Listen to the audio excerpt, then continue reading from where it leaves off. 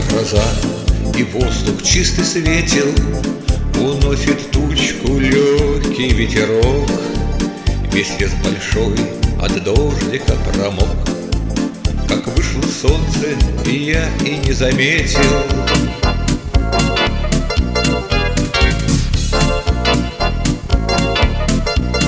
И вот над лесом дальним, над рекой, с непостижимой яркостью и светом, всю жизнь я буду вспоминать об этом.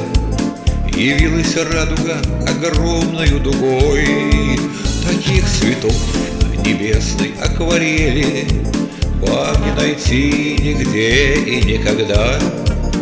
Увидев радугу, полюбишь навсегда. Что может быть прекрасней в самом деле?